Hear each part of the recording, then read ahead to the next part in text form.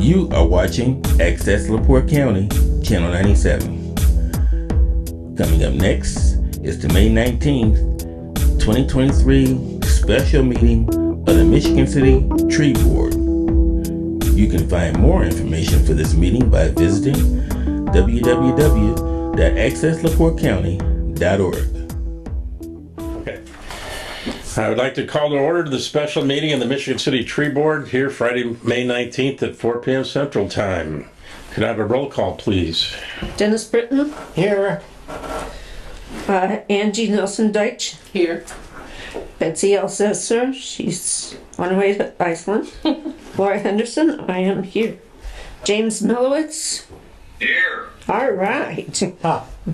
Mary Nell Murphy here. Tim Warner. Here. Dahlia Tsigas. Here. Okay.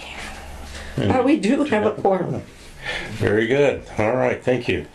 That brings us to item 3 on our agenda, which is a discussion by Nicole and Phil. If you would like to introduce Phil and Nicole and hand it off.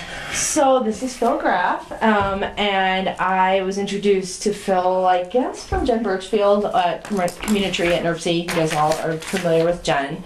I just had some questions about, well, it started off with the U.S. Forest Service grant that I'm sure by now we're all aware of that I'm writing, right? Yes, I talk about it all the time. It's a huge grant, but I was just looking for some information about what does a tree inventory cost and what does a management plan cost. And so she introduced me to Phil, and then Phil has come out and done a tree risk assessment on a tree that we have in the city that's like kind of, maybe, sort of, possibly a little bit on city property, but very much mostly on private property. But it was kind of a contentious tree, so I, called him in because he's got that experience and credential and doesn't have any vested interest in cutting the tree down. So it was an objective. So, and it was also a fantastic learning opportunity for me to see how that happens. And he's also been very gracious in accepting a lot of texts from me about, like, what is this? Does this look okay? What do you think about this? Sending him a lot of pictures of trees. So I asked him to come and just talk about like an urban forest management plan and why we would want to do that and why we're putting it into this grant, and just kind of his background with that and other cities that he's worked with, just so we're all kind of on the same page with, why do we want to have that going forward? How would the benefits of that sort of thing? So, Great. Thank you. So I am a certified arborist and an urban forester. I've been doing this about 30 years. Actually, this is my 30th year. So it's been fun. I started my company in 1999, originally founded in the western suburbs of Chicago. We started doing a lot of work in Lake County, Indiana in 2017. We specialize in municipal street tree inventory, or just tree inventory in general for public lands agencies. We do some private work. That's mostly smaller work for, say, due diligence tree surveys for engineering companies and such. But a large percentage of what we do is municipal street tree inventories and urban forestry management plans, which sounds like what the city of Michigan City is seeking at this time due to this unprecedented opportunity with this grant. It's just. you guys know about the grant? Heard about the grant? Yeah. I don't know if you guys have heard about the grant. What? But it's a great opportunity. Being in this industry for 30 years, I can tell you that most of the time forestry gets kind of pushed towards back burner all the time. It's our there's lots of front different analogies that are used on what the forestry divisions are, and so but to sum it up, it doesn't take priority. I've been in many a municipal council meeting where a brand new fire truck trumped the tree inventory at the last minute, and it gets pushed off, and it pushed off for a long time. But trees are important. They're a huge part of our infrastructure. That's our green infrastructure, and our urban forest is very important to us because it functions in so many ways. And I have a feeling I'm preaching to the choir here. It's very important. You guys know that. Yeah. You can tell them on camera. I'm not sure if I'm supposed to be talking to you guys on camera. But it's a constant battle to try to make trees important. And to draw out and maximize the benefits of trees with a little budget that sometimes we're given. So that's what makes this opportunity so great, is that we're finally getting our chance here to improve urban canopy through Tree planting, of course. It's an all-encompassing program, and really, when you look at, and not just Michigan City, but so many communities that I'm in all the time, there's a huge need for tree removal. There's a huge need for pruning trees, and not just for the health of the tree, but there's just a lot of potential high-risk situations out there that can be mitigated from pruning, not just necessarily removal. The removal of trees is going to be the impetus, hopefully, for a reforestation effort. And so all these things are really important for the long term if we're going to try to maximize the benefit of our urban forest here in Michigan City.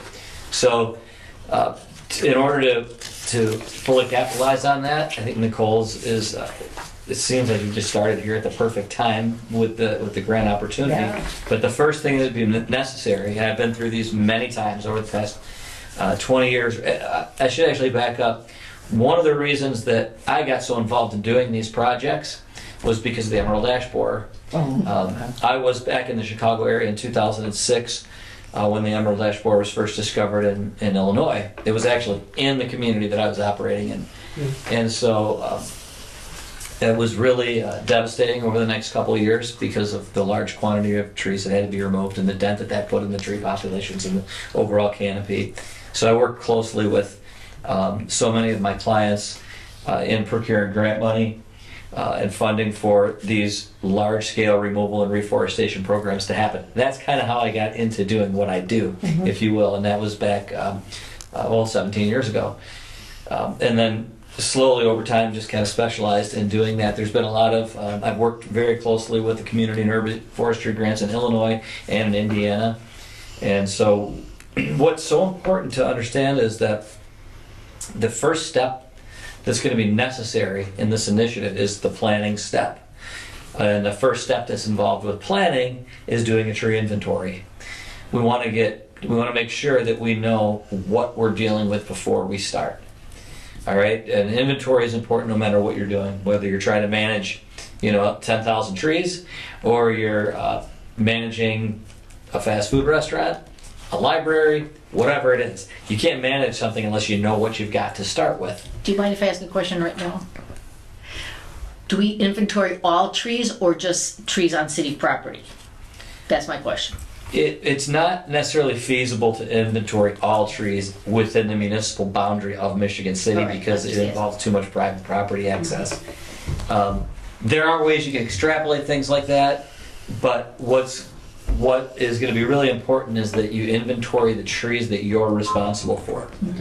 That Nicole is very directly responsible for. Sure. I don't know necessarily the tree board is, but what falls under the purview and jurisdiction of the city. So what that would be right-of-way trees, all the trees in the parkways, okay, anything within the city right-of-way, parks, which I believe there's 23 of.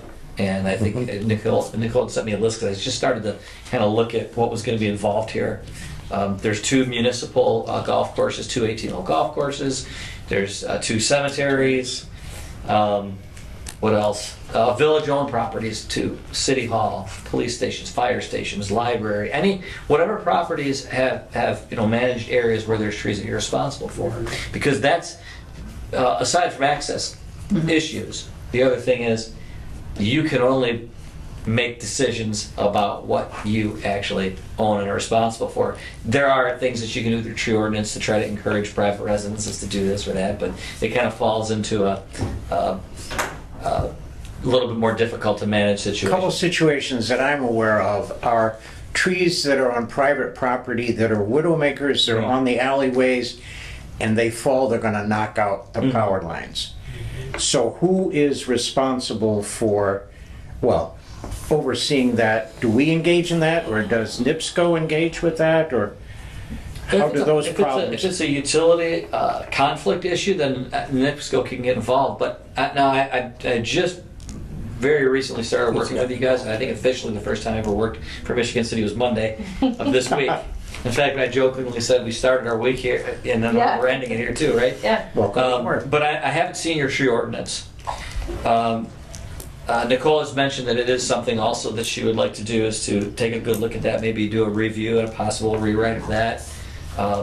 that's going to be important. I'm not familiar with it at all, but you can utilize that tree ordinance to try to address trees like you're talking about, especially when public safety is at risk. Yeah. And those are some things that you can do to, gently encourage residents, if you will, to remove potentially high-risk trees or diseased trees. A lot of ordinances that I've written usually cover mostly just those two things, essentially. Public hazards or trees that could potentially spread disease throughout the community and infect other trees. That's what we lived through with Dutch elm disease and emerald ash and all this. Yeah. But it's really important to get this planning phase done. It all starts with the tree inventory. We need to find out how many trees we have, where these trees are, what condition they're in, what age they're in, and do a really big look at, what is the average condition, what is the average age. Look at age class diversity and species diversity. And when we look at, for example, when we look at the species composition, of what trees we have, then we know, when it comes time to plant trees, what do we want to plant? No more silver maple. I'll give you an example. When we did the City of LaPorte tree inventory in 2019, we found out that the city, not surprisingly because it's called the Maple City, is 70% maple. Wow, and that's we high. found out that the average tree size was, whatever it was, it's in the 20s of inches, and condition was poor. And then you can break down and look at just specifically, once you have that data, you can break down specifically and go into just your maple genus and find out what condition are the maples in. How old are they? How many of those do we recommend for removal? And essentially what we found was that we really need to increase diversity. And we could find that out here in Michigan City as well. Most communities do struggle with diversity because parkway trees, as I said before, a lot of times they get planned and planted under restrained budgets, and you have to get what's cheap and what's available. Hopefully we won't be dealing with that in years to come, and we'll be able to find out, when we do get to the point where we know how many trees we need to remove, we know where they're at, what condition they're in, we can use that data to prioritize them, and we can start an effort to remove them. And then reforestation. We now know where we have open planting spaces, we know what the species diversity is, both in the whole city and in specific neighborhoods where these trees are removed, and try to increase species diversity using that tree data. Yeah, one thing I haven't been able to check into, but a couple years ago there was an environmental study that mapped where the thermal hotspots are in town, which could be part of the reforestation plan because obviously those places need trees. Absolutely. Dennis, there's the another great tool. Exactly. Yeah, and the tree equity, the American Forest Tree Equity Score tool actually includes temperature, and one of the things I think is literally the most fascinating thing about the tool is you can go on Potawatomi Park and click literally on Springland Avenue right outside of Potawatomi Park, and the temperature goes up 12 degrees. Yep. Like in a block. Yeah. It's and so that's all mapped, and we're going to be using Good. that as part of the planning process and prioritization. Yeah. One of the things you can do too, we when we do tree inventories, we use GIS, Geographic Information Systems, as our platform for not just data collection, but data querying, data display, exhibit creation, updating the data when trees are removed, or trees are planted, or trees are pruned, and going in and making those changes to keep your tree inventory accurate. We use GIS, and you can get those GIS layers of the heat island GIS layers and overlay it on the same map that we're looking at when we're doing reforestation planning. Wonderful. And use those to select species. So you have an area of town that has a 12-degree temperature regime change between here and there. You can use that when you're deciding what trees you want to plant to try to maximize their overall lifespan. And the key is really that if we're going to make this investment, of trying to increase the canopy here in Michigan City and planting trees, because we want them to live as long as they can and serve the community as long as they can. And the best way to do that is to really take a good look at the sites, really take a good look at species profiles, and try to match them to the best we can, so that we're planting the right tree in the right place. It's all like a big puzzle you're trying to put together with the ultimate goal of trying to maximize how long that tree can stay there and be healthy and serve the community. So we're not losing trees at the 10-year mark and the 15-year mark and the 20-year mark. Phil, I have a question. So what tools do you use to take this inventory? You use like aerial, or you use every tree looked at? How is it done? It's as organic and boots on the ground as you can get. We just go to every tree on a stem by stem basis. We identify the species, we take measurements of the diameter, height, canopy spread. We rate the condition of the tree. We make maintenance recommendations on that tree. We're collecting everything from broken branches to, rotting roots. I mean, it's a complete look at every single tree in the entire city. How long would it take to do a town the size of Michigan City? It really just depends on how many arborists we have on the job. Typically, I would say a job like this would be probably like a 3 to 4 data collector. 3 or 4 data collectors we put on here, and it would probably take 3 to 4 months to do. Oh, okay. Something like that. That for the. I mean, if you typically we don't do this, but I mean, you could put 15 arborists on the job and get it done quicker, but it doesn't really matter. If I was doing it myself, it would take me all year. But we like to work in pairs, or maybe 3, or usually no more than a team of 4. It would take a summer to do, or a season to do. An arborist SWAT team. Yeah, basically. When you talked about all year, that made me wonder, are there certain seasons, would you rather do it in the summer when you see the leaf out, or in the winter you can't see the leaf out? So it's a great question. As far as identifying species, we're professional seasoned arborists. I can look at a tree. But can you any day determine and its say what it health? is. There's actually positive and negative things about doing it in the summer and in the winter. It just depends. In the summer, for example, you can get a good view of canopy and density of the crown and color of the leaf and things like that. But sometimes the foliage can Block other things. be an obstacle to actually seeing defects in the tree. Branch structure, poor architecture, hollow spots, cracks, holes, whatever, mushrooms. Now those things you can see much better in the winter, right? But you don't get the canopy. So we run year round, and it typically doesn't have any effect on our data, but it can be done anytime. Just depends on how many layers you want to wear. Phil, how long is, I have a feeling Jim may ask a question like this, I'm gonna anticipate it, but how long is an inventory like good for, so to speak? Because we do have 2 inventories. One was done in 2000, I think, and then 2020. So just talk a little bit about that. Like how long? So we're gonna do a new one. Talk about why, and then also when do we do the next one? Certainly, your 20-year-old inventory is essentially useless at this point. There's way too much that's changed. A tree inventory is a snapshot in time. We go out and collect the data on that tree. Tomorrow, that tree could fall, get removed, get struck by lightning, whatever. It's a snapshot in time. One of the great things about using GIS is you can update it in real time, and you can essentially shorten those snapshots as much as you have time to do, so to speak. So, example. 20 years ago, we would do tree inventories, and we would bring in these great big plan sets like engineers had, with these big 24 by 36 maps of different neighborhoods in town, and then you just drop them off on the client's desk, and then they would go through them, and they're very difficult to update. Sounds the trees horrible. get removed, you got to go to page 17, find the tree, cross it off, but with GIS, you can use your phone. A tablet is a much better medium of exchange for that, but you can use I use a tablet pretty much every day, and click open points and change them. You could train staff to do it, so you could have like a crew leader of your forestry crew. If a tree's removed, you can go in there and update the He data. said crew.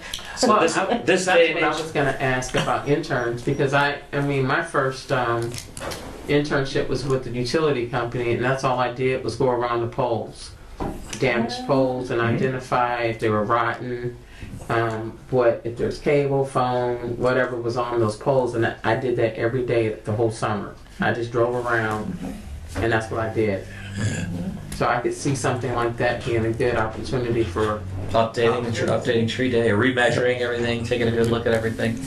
What we typically recommend when we come and do a full comprehensive tree inventory is that you give it about a year, and then what you do is And this is a program that we developed that works really well.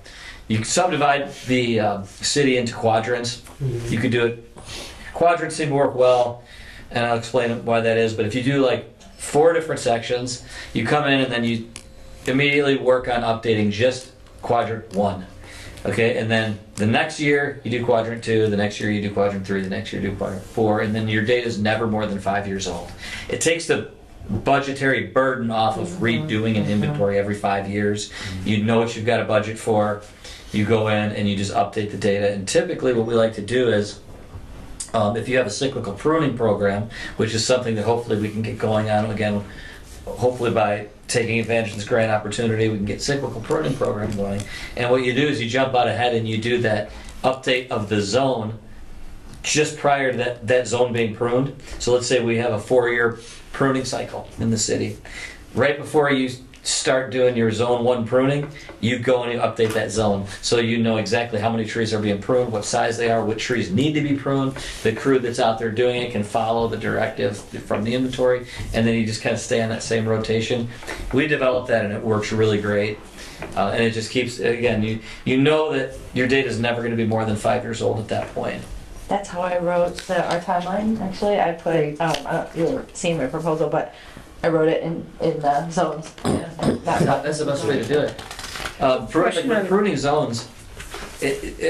People say, how often do you need to prune a tree? And that's a hard question to answer because it's totally species dependent. Like a crab apple or a willow tree, you can prune every single year. You know, an oak tree, you could probably go 5, 6, 7 years, whatever it is. 4 years. I mean, for municipal street tree, if you get there in 4 years, 5 starts to push it. But if you can get there in 4 years, you know, you're going to have some trees that probably needed to be pruned maybe once in between, but you have other ones that might not quite be ready yet, but it seems to be kind of a happy medium.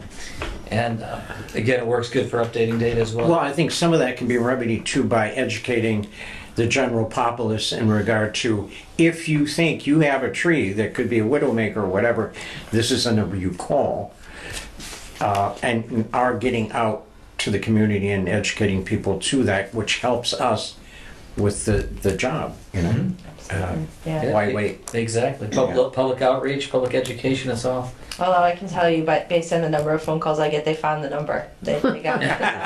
It's that time of year where that phone's probably too. But I can't understand how important, you know, the planning part of this is, because you want to do the best you can to make use of those of the dollars, the resources, and do the best you can with it. If someone was going to give you $100,000 for trees, you can't just start driving the truck up and down the road and just dropping them off wherever you see an open planting space. You don't know what species is going in. You don't know if it's that best tree for the site. And you don't even know what species to select if you don't have a good tree inventory to look at and find out what your current species composition even is. Mm-hmm. Or in the next 10 years, what is it going to look like?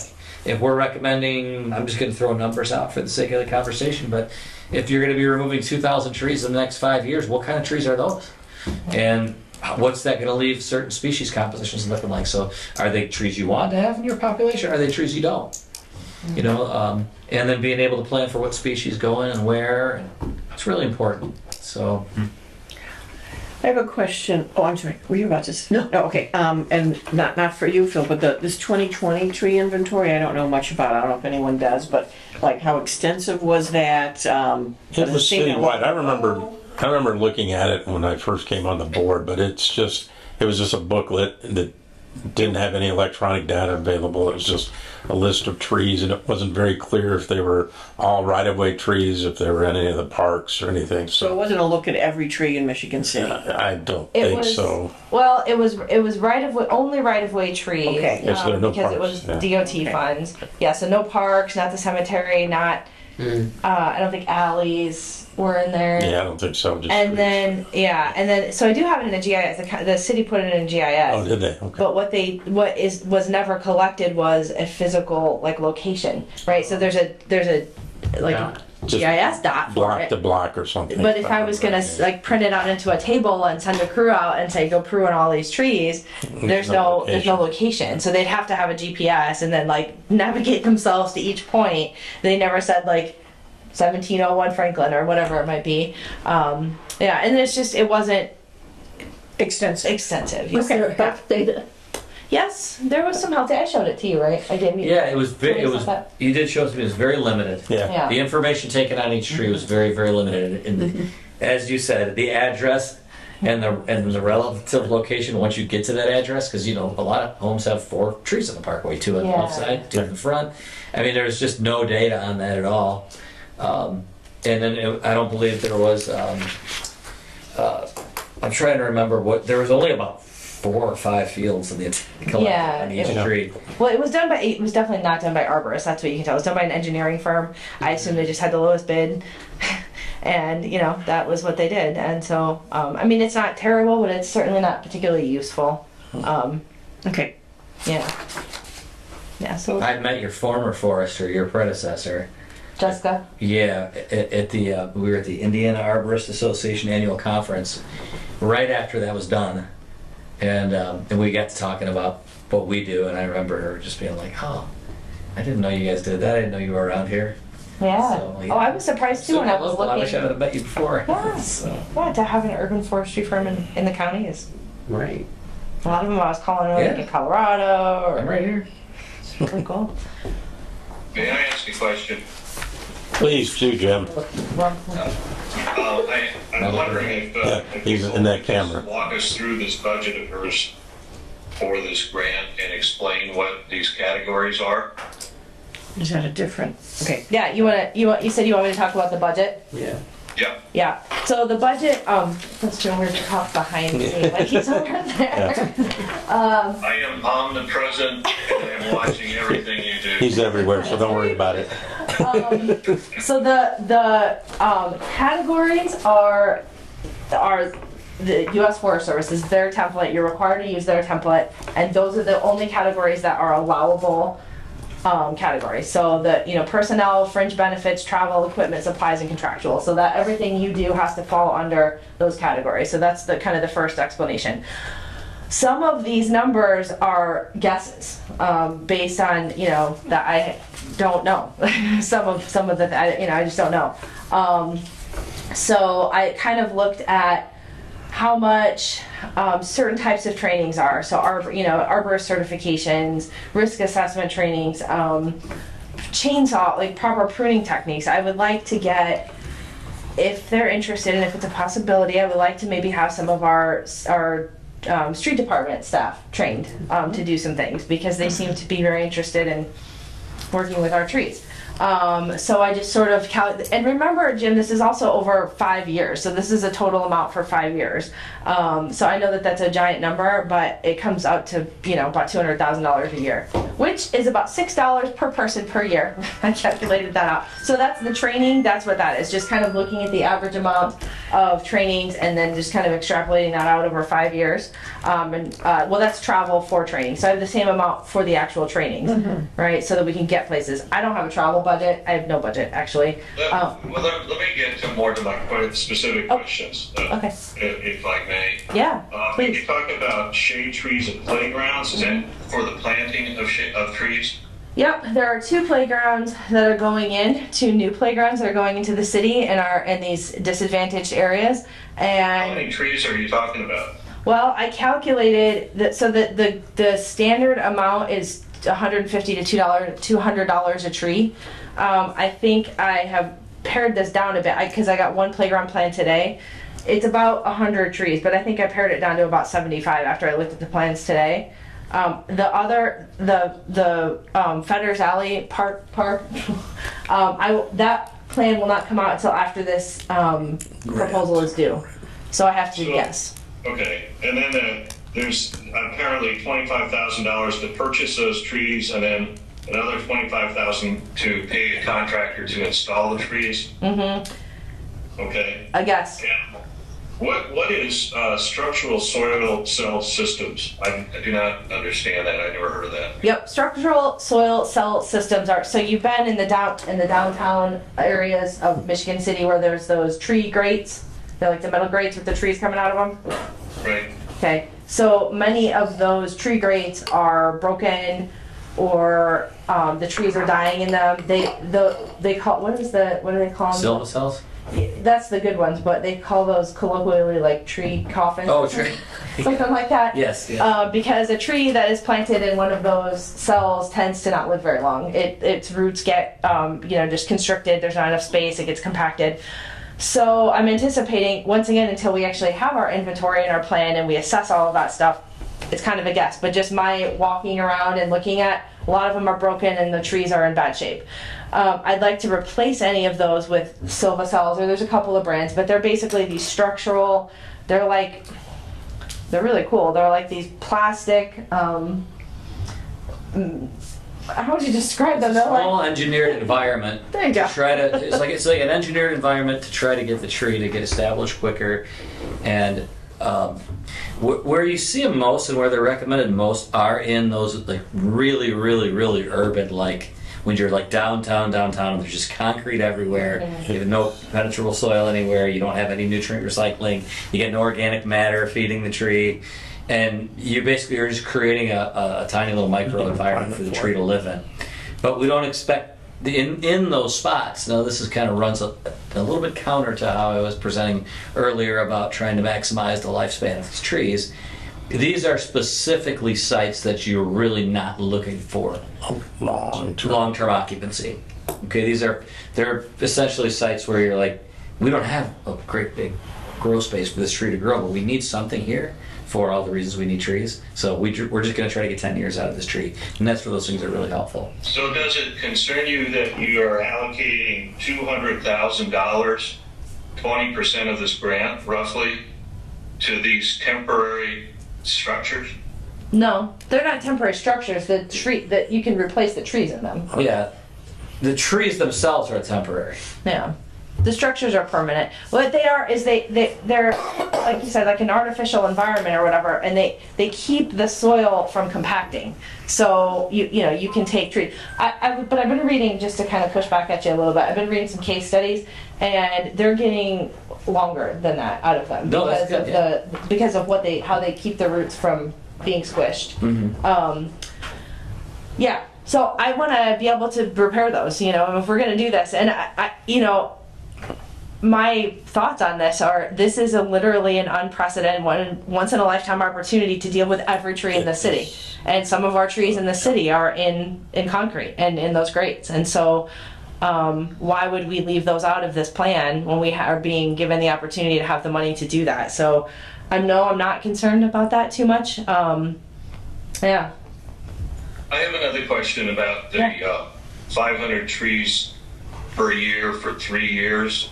Nicole, if I understand it, that's what the plan is for SCA to do the planting of those trees and purchase those trees? Yes. Is that correct? Am I correct in that? Yes, they are writing the trees into their proposal. They're putting in a huge proposal because they already work in Gary, Hammond, East Chicago, Whiting. I think that's it for now. And then they want to add Michigan City. So they're going to, it makes more sense for them to have this one large proposal that covers all of their crews and the trees. The real question is what happens if we get funded and they don't, and then we don't have all of those trees? Well, that is the good question, and that leads exactly to my next question, which is, what if SCA, for whatever reason, either because it doesn't get the money, or because the organization collapses, or they don't like us, or somebody gets mad at Tim, and they don't or Jim. Trees here. What do we do then? We don't have any trees. Yeah, well, that's why I put the playground trees in separate, so I would be able to get our shade trees in the playground, so that those are ours. And then, the other part of this is that this is the first of several rounds of funding. I hate looking behind me. I hate this.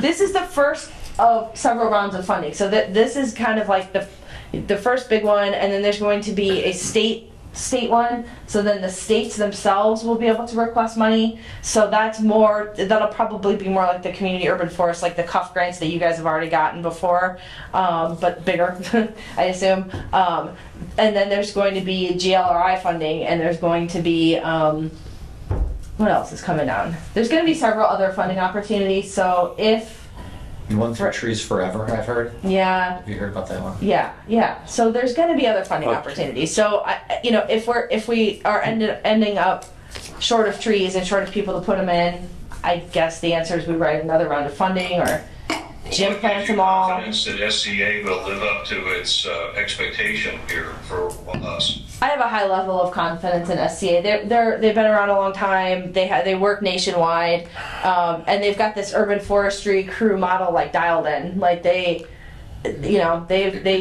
come in. That's what another reason the plan is really important. They look at your plan. They work with you. And Jim, they've been active the last couple of years, at least that I know of, in the community grant program too. They're part of the community. Yeah.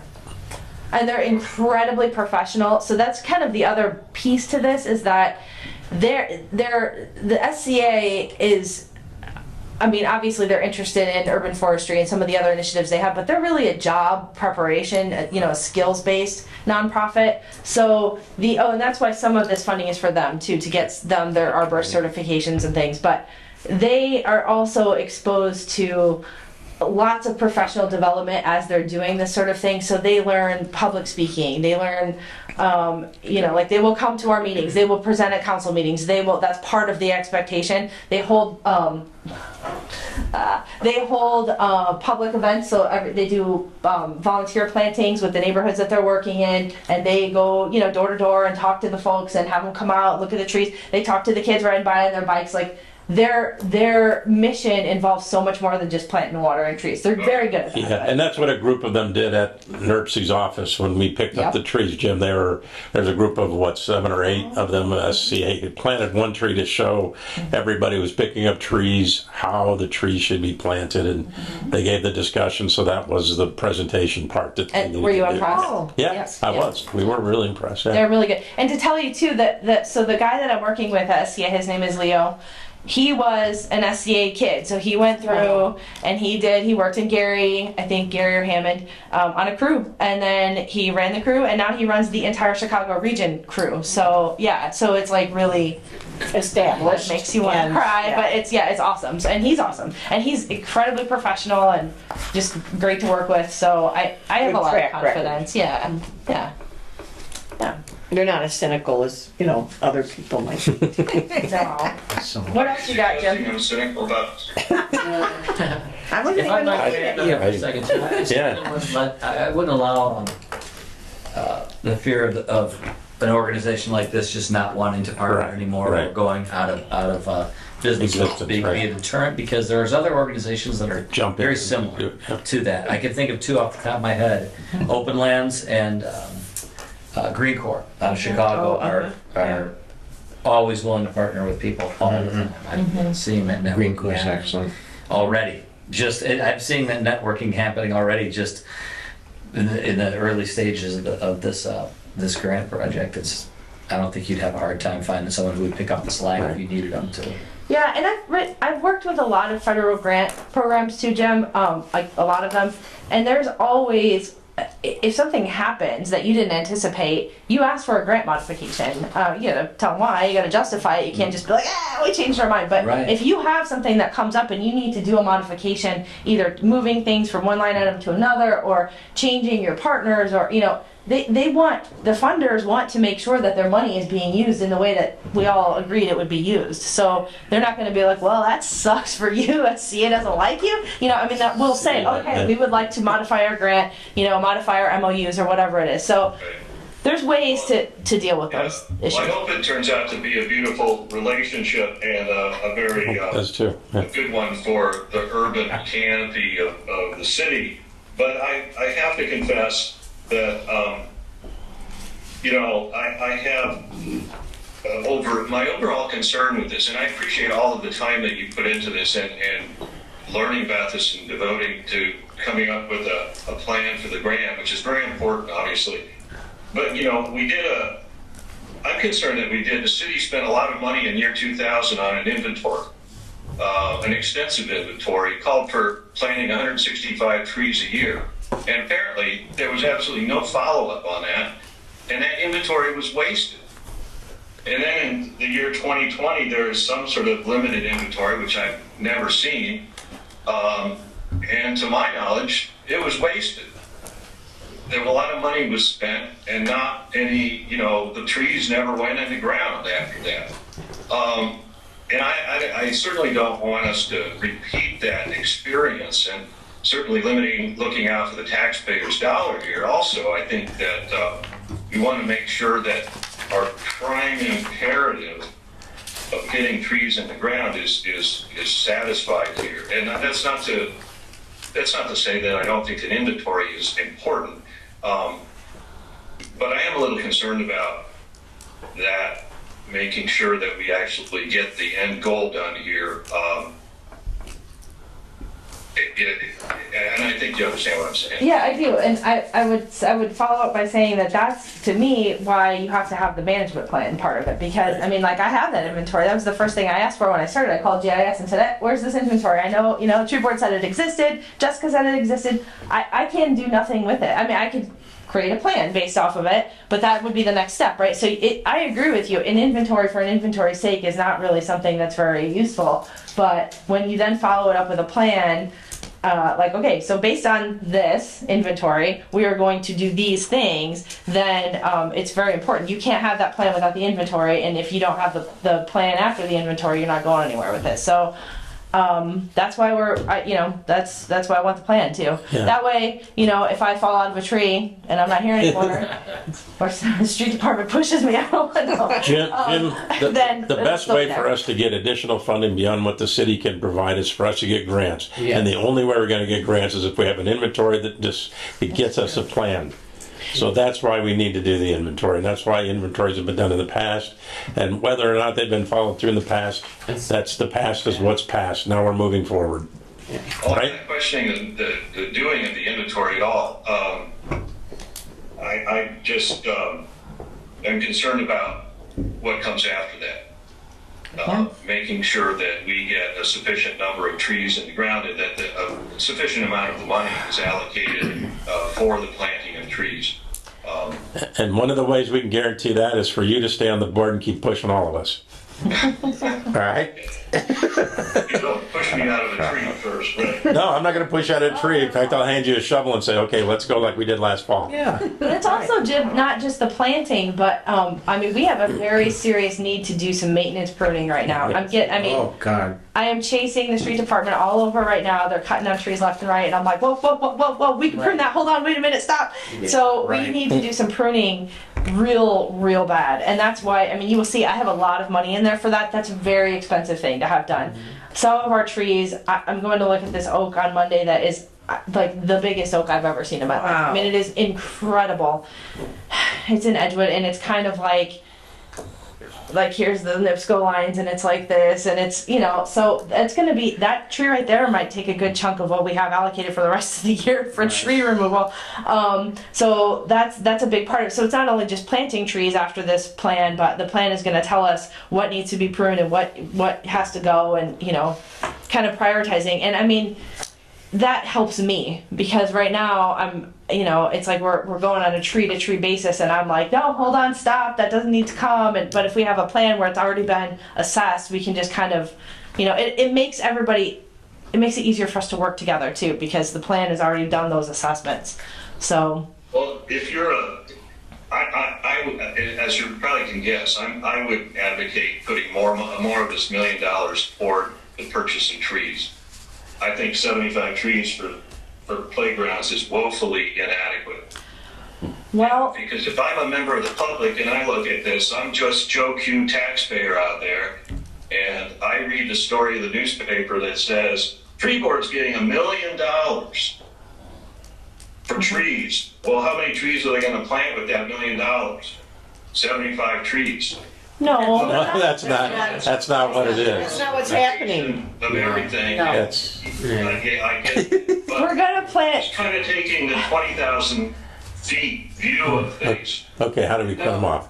And I would say, but I think what's important. I think I just tripped on the plug. Sorry. Yeah, what I would say, what's important though is messaging will be important, but the education piece of it is just as important. I don't think we've done. I know we do some things, but just like maybe partnerships with the Lebesnick when they do a pop-up in those low-income neighborhoods and things like that, I think that's gonna go further because I will say that growing up in an Eastport neighborhood, we never talked about trees. So I don't think we will have that kind of rhetoric if we present the information in a very methodical way and saying the importance of the inventory and the health of the city and the air and all this. You have to bring all the other stuff along, not just how many we're going to plant. Because most people who are living day to day who don't care about how you plant trees. So that's an important thing to note is that most people living day to day, especially people in poverty, we're not thinking about trees. We're just not. And so we just have to do a better job over time using this inventory to show the value and the beauty of trees. And that's where I think your budget is spot on in what you're trying to do. Thank you. Yeah.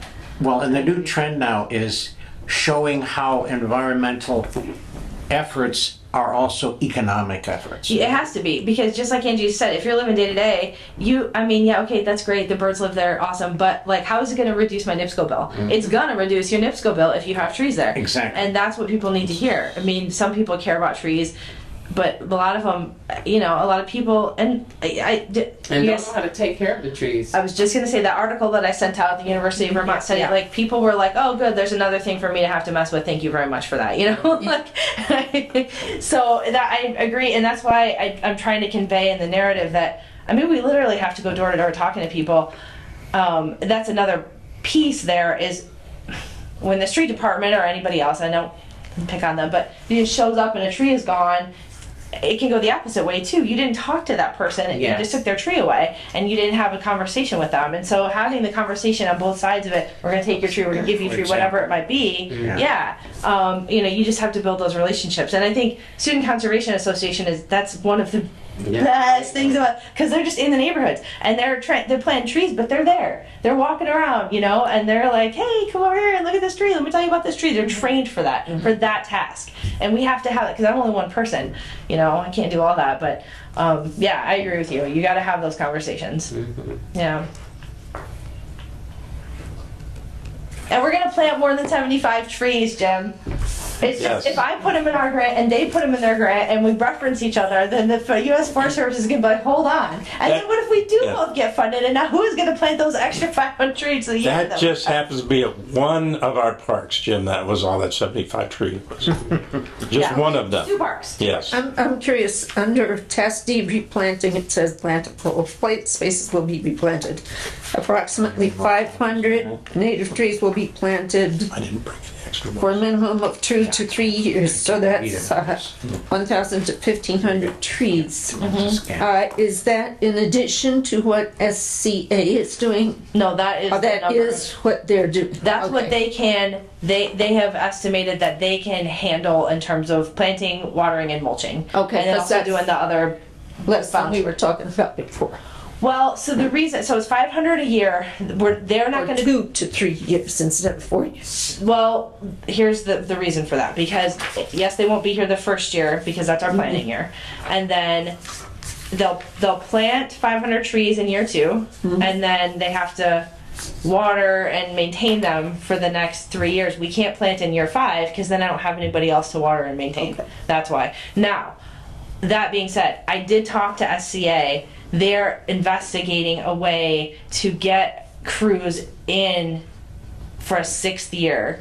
We're talking to NIPSCO actually, to look at possibly helping with that funding, or some of these other funding things we talked about, so that they can maybe plant in year 5. So once again, we can adjust that a little bit if we find out that we can plant in year 5. But right now, we don't want to end up planting and then having those trees not get taken care of properly. So hopefully that'll change, but. Thank you. Yeah, you're welcome. Okay. Sorry. Yep. Any more questions, since we jumped, kind of merged 3 and 4 together? Any more questions on the forestry grant? I think it's an exciting opportunity for Michigan City. Boy, oh boy. This is something Finally. We've been neglecting trees for a long time here, really. So I'm very excited about it.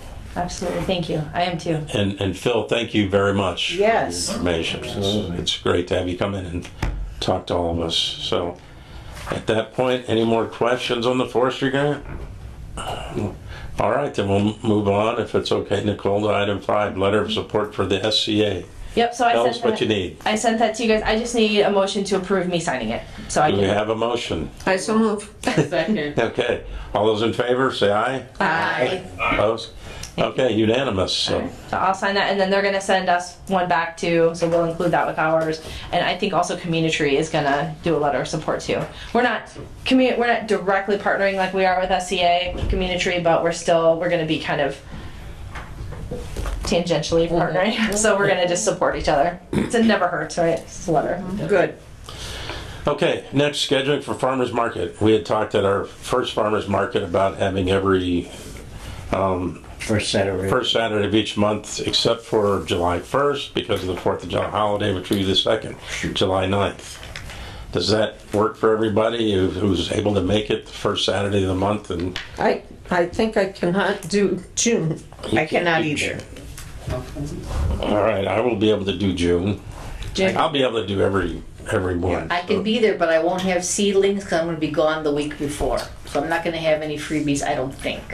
'Cause I'm going to be gone for like 8 days before that. So is the following week of June better 10th? to do the 10th? Not for me.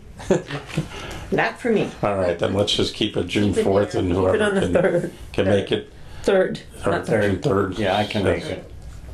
Dennis, you can make June 3rd? Yep. Okay, so then we'll do that, the 3rd, the 9th of July.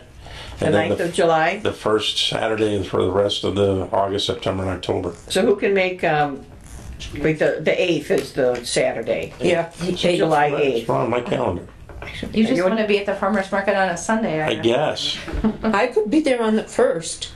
I could be there on Right that. there, now I got cannot the be there research. on the 8th. July 1st we're talking about? Why did you skip July 1st? Because you're going to be... Because it's the 4th of July weekend, and a lot of people won't be around. Too many A lot of sloppy people drunks. will be here. A lot of visitors. I'm not going to be around. I will. Oh, well, okay, you're... If you guys want to do the first, that's fine. That's the parade. We'll need to get, Oh. Are they having the farmer's market? I guess they will have the farmer's Yeah. market. Oh, no, that's, no. What time is Yeah. it? If it's a parade, Not gonna do the parade at the farmer's market. no, that's, I've been there for that. It's Okay. awful. The parade is on the 1st. Well, that's good to know, because you want to be around. All right. I do. Okay. Well, yeah, for the parade, but not for the farmer's market. Right. Who could make the 8th, Saturday the 8th, July 8th? I can. I will be there. Yeah. Yep. Dahlia. No, I can't. Angie, did you say yes or no? No, I'm at conference. Okay. Dennis, yes or no on the 8th? Yes. Okay. I can. Oh, excellent. Then we're at August 5th. No, on the 8th. Probably not. Okay. I'm putting it in my calendar. Okay. Saturday, August 5th. I'm good. As far as I know. No, I think I'm going to be... So as long as there's two of us from the Grand Prix tree. Taste of Michigan I'm not City. sure about Oh, going down to gosh. Florida. It is the Grand Prix. That's that weekend, but I'm in Florida that week. When, It seems like there'll be a lot of people to show It's up. my anniversary I'm weekend. I there. better not Yeah. say I'm going to the farmer's market. Tim, you're there. But Yep. that's Make it- I could make it on the 5th. Taste of Michigan City should be. Do you that think you day. could make August 5th? Yeah. I think Yeah, we've I got, think I not- can. I think I'm leaving the 7th, so I'm good on the 5th. okay. Yeah. And Dennis, the, August 5th. August 5th. yeah, that's fine. Okay. We'll have all the out-of-towners here, right? Yeah. Well, are they? Right, not, yeah, that's fine. It's my anniversary. No, weekend. no. Okay. Bring them along. Bring them to the farmer's market. What else are you gonna do? Come on. It's not like it's not like it's all day. It's just in the morning. Okay, so Depends on how many years it is. If it's the bar beer. So it's gonna make a joke. Just let the person sleep in, that's their Yeah. first be present. Sleep. Okay, looking at Saturday, September 2nd, I take it that's Labor Day weekend. Oh, that is Labor Day weekend. Is that good or bad? It is. Yeah, it's Probably bad It for works for most. me. Yeah. It works. It works for me too. I mean, It works for me too. My kids are in school. I'm not going anywhere. So. So yes on Labor Day, I'll be there. Yes. Yep. good. and Nicole and Colorado. Laura. Okay, I think I can make it. Yes. Yeah. Okay. And then we get to Are we October. gonna do October? Yeah, we should do October because Okay. It's the last month. That's a the good last one. month will be Good the tree planting month. Yes. 7th Yes. of October. I'm a yes. Me, yes. Oh, I'm not keeping track. I gotta write it down, don't I? Yeah, I'm sorry. So Laura, I heard you, yes, and Tim, Yes. and Tim and Laura, October, yes. Dahlia, I'll be there. Nicole. No, I have a standing meeting in South Bend on Saturday, the first Saturday of each month. Oh, Ah, Dennis, I didn't hear if you said you could do October. Yeah. Okay. And I think I cannot. Looks like we got enough people to. so all you need each to of those. do, Nicole, is make sure we get the banner. Okay. It's in my office. We need to buy a new table. Uh-huh, yes. Yeah, like I would just say one of so. those plastic ones that doesn't weigh 800 pounds. Right. Well, mine weighs less than that now because it's No, they are not that expensive. They're like No, 40. they're not. Do we have a budget to buy that? You do. Do I we don't. do? I would think we We do. do It's have for a our bit of money. purpose, yeah. It's not that much, yeah. Yeah. I'd like to. So we need to approve an amount Yeah. that Nicole can spend. Do you want to go buy it? You want a Basically. 6-foot table? What? You want? Yeah, probably 6. Yeah. 6 or 8? 2 chairs? Eight's, Oh. we can always Probably, Six. right? attach 6 feet. card tables. 6 is manageable, Yeah. especially if it's full. Easy to get it back and forth in somebody's car if it gets longer than Yeah, that. the full 8 feet. 6 is Gets- easy. Do we want 1 or 2? I know we've had 2 set up for the 2 events, Yeah, and the that worked tree out really well. I mean, 1,000 trees do not fit on 1 6-foot table. Yeah, I think if we look at 2 6-foot tables, see, Nicole, Right. if you can get some prices for us and let us know. Well, we can make a motion, and they're not, I bought a lot of them in the last Oh, I mean, months. I have no idea how much they So cost. I would move it to up to $150 for tables and chairs. Do I have a I second? second that, yeah. All in favor? Aye. Aye. Opposed? Jim fell asleep, so. Aye. All right. Oh, that's The ayes- great. the ayes have it. Yeah, I think I'm at Lowe's and Big Lots. Yeah. Yeah, I have a sort of an attached issue. Where do we have in the budget, either the city budget or the grant budget, for education and community outreach? Okay, so there is no city, but I have no budget. I would like to put that on the table Yeah. because it's incredibly important. I have, Yes. like, I can't buy paper clips right now. The tree board, I don't exist. I am a department head, however, I am not a department. I sat down with Tamiko the other day and she explained all of this to me very extensively, which was Right. very helpful. You are a department. Okay. And so we could, maybe through our council liaison or something, I don't know, we could attempt to get funding into your budget. You have like a real budget with line items and all of that sort of thing. I Right. have like handouts from whatever other department I can get stuff from. So I don't know. I mean, I'd love to hear what you think or know about that. But that way, I think you do have a line item for professional development, education, something like that. $500. Like that, yeah. Education, Yeah. Okay. maybe. Because the question I have, and this ties into both the farmer's market, which I initially recommended, utilizing the farmer's market and hopefully a seasonal in-service, whatever, for the city, involving what not only are we doing, but what they need to be aware of and what connections they can make in regard to everything we're trying to do. So it's not just us and the general community. We have actual members that from the community that may want to come on board, may want to volunteer, may want to help with educating, going to the schools. But the farmers market can be a place where that begins. By the way, here's some information. Did you know that in July we're having our quarterly city gathering in regard to our tree city and what that involves and what you can learn, what you can do? Because that engaging the community actually in the long run ends up saving us money. Oh yeah, absolutely. I do have a question then. So is there, are there subcommittees for our board? Is there? We have in the Loosely. past very loose at this point. Very loose. I think it's, now that we have Nicole on board, it's probably time to Oh, yeah. start Tighten up. yeah, getting those more established. So I think at our next meeting we'll do that.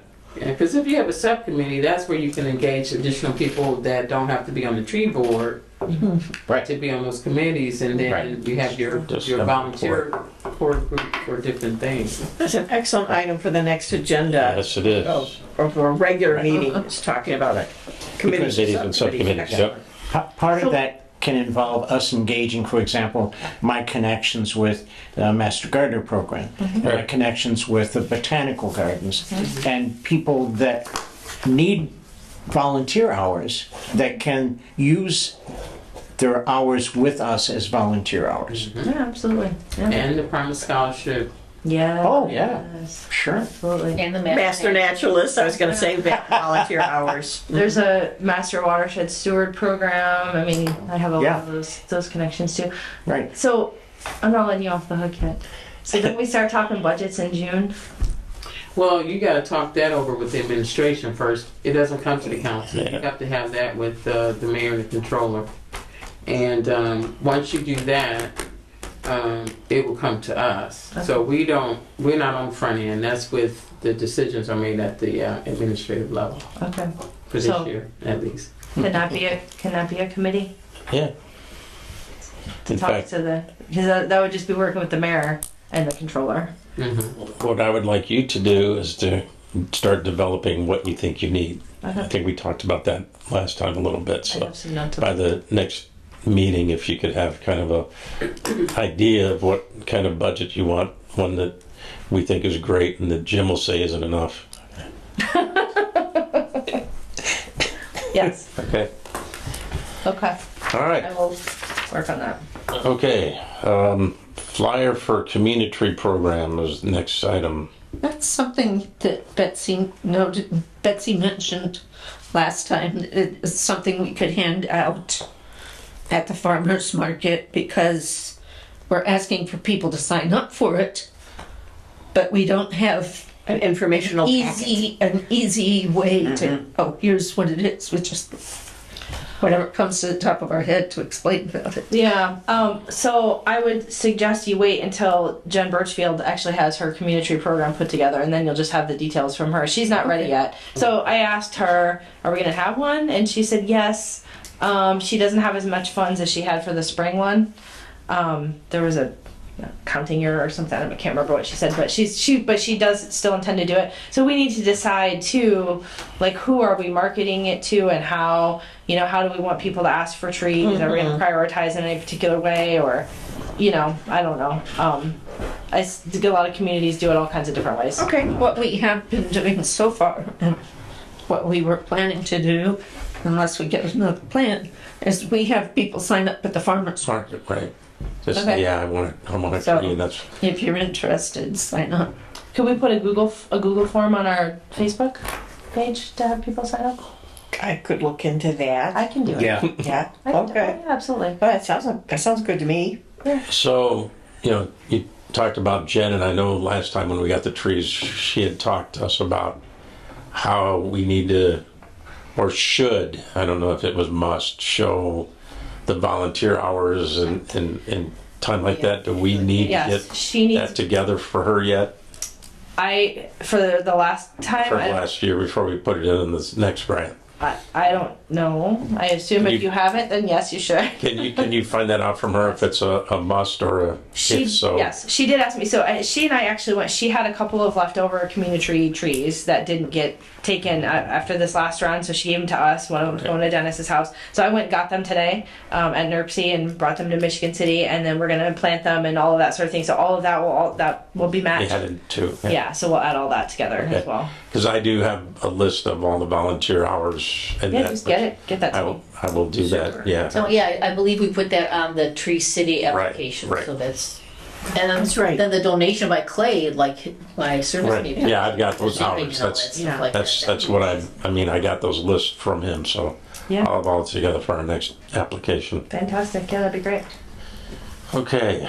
That takes us to item 8 on our agenda. Old business. Do we have any old business? Did you approve? There was a couple of things. There was the membership, the ISA membership, and then also the reprographic arts bill. What was the ISA membership cost? Laura, do you remember I sent that was? Yeah. I don't remember. I Is it something couldn't that tell we you need off to the top do of my right head. away with these, or can we do them at the next meeting? We can do a method. So Laura, if you could make sure we have that on the agenda to talk about I know those. what they cost individually at what I pay, but I don't know what a tree board would pay. I think it would be an individual one. I don't think there's an option for anything. I think it's $120 a year. Yeah, 120. And then they have a sister organization, the municipal. It's a municipal. The Society of Municipal Arborists? Yeah, and There's also ASC. No, you're talking SMA. Yeah, Yep, and Society. that one has where you can join as a community, and I think that was a little bit more. So we had talked to. Remember, Laura, we were saying should we do that one as a? That was the one where there was two options that we were kind of contemplating which one we should do. But yeah, we can do it. If you can get all that information together and The names We of can- it and the cost, yeah, and we bring it can to the have next that, right. meeting? Yep. Super. Okay. Is that Do okay? that.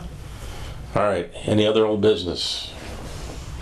Hearing none. New business? Is there any new business tonight? Tim, I have a question.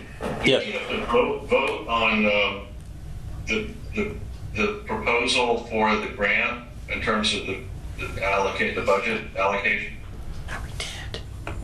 We will have Is that to. what we already voted on with regard to the letter? Just the letter. I would say it would probably be better to just vote to proceed rather than Right. this budget as Right. presented, because I'm not entirely sure it won't change Right. a little bit. right. I'd hate to have you guys have to have another special meeting because I changed it by $10 or something. So a motion more so to proceed with the submittal of the grant? I think that Yes. probably makes more sense. There's no match, so it doesn't have to go to the Right. council, so it's just more, Formality. Okay. yeah. Okay, do I have a motion? Yeah, I so moved to proceed with the grant. Do I have a second? Second. I should join. Okay, all those in favor? Aye. Aye. Opposed? I am going to vote opposed Okay, because One nay. I believe more of the funds should be shifted to the planting of trees. all right, you're on record, thank you. All right, comments from board members. Comments from board members, I'll start with you, Mary, and we'll work our way around. I'm going to pass, although it was a very successful bird town, and I did get to mention that Michigan City is a tree city Very good. at my presentation. Laura? No comments? Dennis? Yeah, I wanted to get in, before we have our next farmer's market, who officially is in charge of our Facebook page? I think it's the three of us that have Yeah. access Okay, to it. one thing I would like to do in advance, think about what we want to put on that Facebook page to not only promote it, but also be able to refer people to our website and also any other information sites that, because what I do is I have a lot of Facebook contacts, but I will capture information from Facebook and put it into emails for people that aren't on Facebook or text. So I have an extensive network that I can Send put that things through to, because not everybody's on Facebook. Yeah. Unfortunately. Okay. Yep. Can do. You will look at doing that? You too? Just absolutely. Yeah, and I Okay. That's throw in my 2 cents. Yeah, if there's a specific thing that you have, let us know. Post it. You can post it yourself. Well, no, just discussing Give with you you some before information to put you on. write it up and post it. Yeah. And On the farmer's market?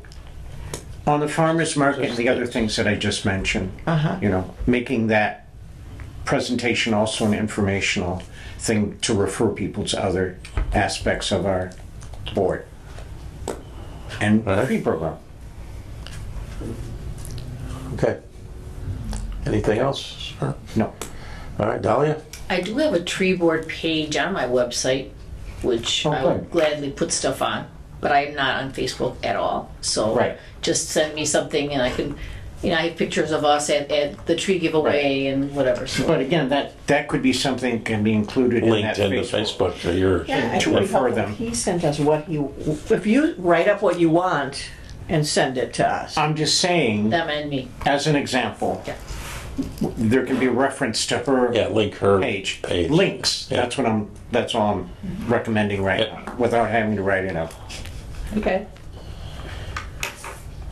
Angie? I don't have anything. Nothing. I have nothing else. I thank everybody for getting this together so we could work this out. And again, thank you for coming and filling us in on where we need to go and what we need to do and how we should do it. Well, you're welcome. And thanks for having me here. Yeah, You guys want thank you, Nicole, any for more setting it up. information about what I've been doing, or you cool? Or I mean, I was like ready to tell you Where's about. Arbor's comment? Yeah, they should. Did I skip one? It's not on there. Last, Is that on there? Yeah. last Oh, period. yeah. Let's see. There's You open gotta mic add you night. to the agenda. Yeah, here we go. Yeah. Say nothing. Well, It's a good agenda item to. yes. Yes. Do we want to hear from arborists? That's item 12. yes. That's a question, all of us. Do we want to hear from the arborists? Yes. Yes. Comments from the public. All right. Yes, briefly, I wanted to let you know that I've been obviously spending a lot of time writing this grant, Yes. collaborating with people, writing the grant, talking to people, writing the grant. That's a lot of time. But also the calls are coming in, like a lot of calls about trees. And so one of the things that I'm trying to do is establish a communication procedure between myself, the street department, the vector control, the mayor's office, so that I know what's happening out there. Because I was spending my first couple of weeks just running around, responding to things. The mayor and I had a great conversation this morning. He came to see me about the process that every tree, even if it's an emergency tree, will come to me. Yeah. So I shouldn't be finding out about trees being gone after the fact anymore, which is great. Yep, which is great. So I had a list that was given to me by Steve at Vector Control. He had been compiling this list of trees that I don't know how they got on his list. If there were calls or just things he saw that, and so he has been mitigating some of those trees. So I've been going out and just looking at each one of them, as making my own assessment, or texting Phil when I wasn't sure about something, but making my own assessments. And then right now what I'm doing is working with Shong to get his opinion on what he thinks he can take down safely and what I should contract out. And so we're kind of, I don't know how many trees are on this list, but this is my list here. It's quite a list. Looks It's like quite a list. Yeah. And this is just the ones that Steve already had. I've also had a lot of, like I said, the calls have been coming in, so I've been adding them in. I did this morning, last evening, got Yvonne Hoffmaster, the controller, to shift $3,000 to buy some trees because I'm having residents Nice, that yeah. had trees taken down say, well, what are you going to put back? So she Right. shifted those $3,000. So hopefully that'll kind of get us through till we end up with our grant trees, or money for trees through the grant. So I'll be probably, you think, maybe wait till fall to purchase those and plant those? I mean, Yeah, because we're already in the middle of Right, May. By right. the time you place an order and get delivery and do all that. July it could be, yeah. I'm still going to plant yours because I have Right. them, but Yeah. those trees I'll Fall purchase planting at this this fall. point. Yeah. We plant spring plantings usually like in the fall through the winter. Right. Yeah. And then this time of year we're planting the fall planting. Yeah. Because you gotta be a good 4 to 6 months ahead of the game. So that $3,000, if we're gonna buy trees in the fall, could probably be used as match for community too, because it's our funds, so we could use that as match, and we could probably do it all as one thing. People don't Right. wouldn't need to know any differentiation between the ones I'm replacing and the ones that are community new, and right. whatever. So yeah, so we can plan an event around it. That would be good. So yeah, so that's basically what I've been doing. It's just like trying to go through old files, figure out how to do the administrative part of what I do, which City Hall and I are all learning together about how to do that, and and just following up on these trees from Steve. We're very happy you're here, Nicole. It's right now. Yes. I am very happy. I are. am enjoying what I'm doing quite a bit. I had no idea.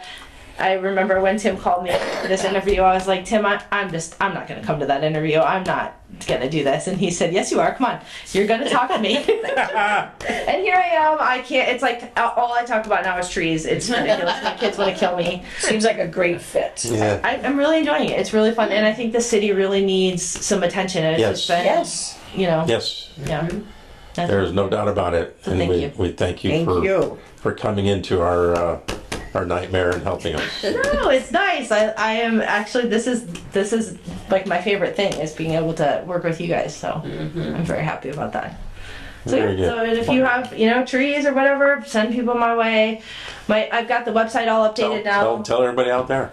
Yeah, the website is updated with all of my contact information and massacre@emichigancity.com, and I don't know my cell phone number yet because it's a new cell phone. We'll get but it it's out on at the next meeting. It's on the Yeah. it's on the website. Like I said, people are not having a hard time finding it. I'm getting all of the calls on my cell phone, so it's out there. So Good. All right. You sound like you're getting enough calls, otherwise I'd give out your number now, but I'll wait till the next meeting. I don't Give you a know. little more breathing space until the next meeting, which I will now say our next regular meeting is at 6:30 p.m. Wednesday, June 7th, 2023, right here in the Alco building. So do I have a motion to adjourn? I saw one. Do I have a second? Second. All those in favor, say aye. Aye. This is adjourned, Jim. Thank you.